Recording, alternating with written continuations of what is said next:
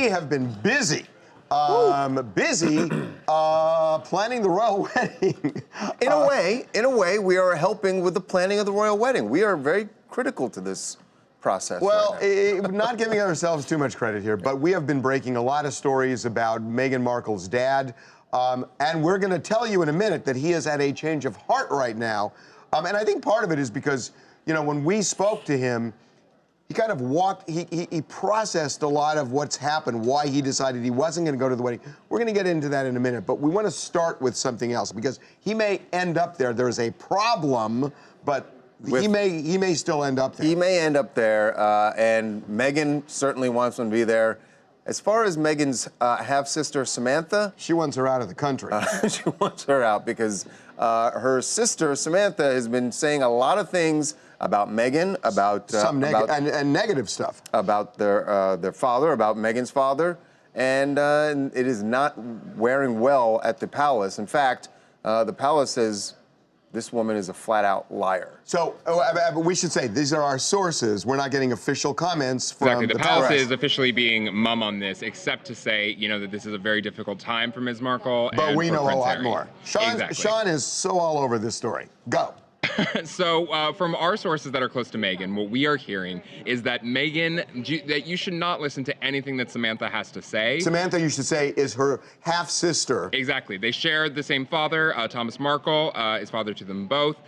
Samantha is Thomas's eldest daughter. But again, from all accounts, from every angle of the story that we've been hearing, is that Samantha and Meghan do not have a relationship. Well, I talked to Thomas this morning, and he told me specifically that they had something of a relationship when they were kids. They were younger, right. But no relationship at all really now, and particularly, she has no involvement, no knowledge, anything She's not about invited. Meghan's relationship with Harry. She's in England, but she's not invited to the wedding. That's right. But she has no knowledge of Meghan's relationship with Harry. She is, you know, all these television shows are putting Samantha on TV without vetting her, and they're not asking the questions, what do you really know? And they're putting her on, and she's just spouting off.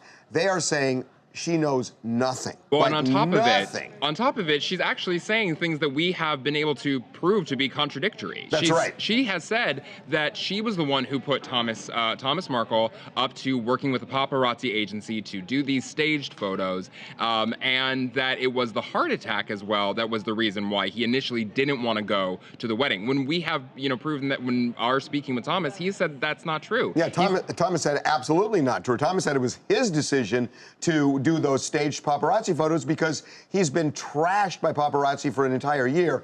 That picture and a few others that were staged, a paparazzi agency came to him and said, look, you know, we can at least make it look... That's one of the old photos. That's one of the old photos. That's the image that he hated being out there. That's and right. so he wanted to rehabilitate his image. And they said, look, we'll give you a few bucks, you know, for your trouble. We'll take some innocent photos, which is what he thought he was doing, was taking some very innocent photos. To be seen as a loving father. And he admits it was stupid to do, but he didn't harm anybody. And, you know, when we talked to him yesterday and he said, look, I'm not going to this wedding. I'm embarrassed. I've embarrassed my daughter. I've embarrassed the royal family.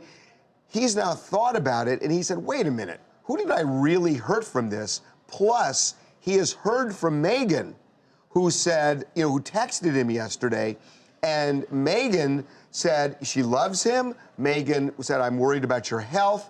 So But she also goes above and beyond that and says that she bears him no ill will about any of this, about this entire incident. So he's not thinking about it, and he's saying, wait a minute. I should be there. I should be there. And by the way, and he told, the way he put it to me, and I don't remember the exact quote, but he said that he wanted to be part of history, right? He wants to be witness history because you've got an American marrying a royal, you've got, and it's his daughter, and he wants to walk her down the aisle.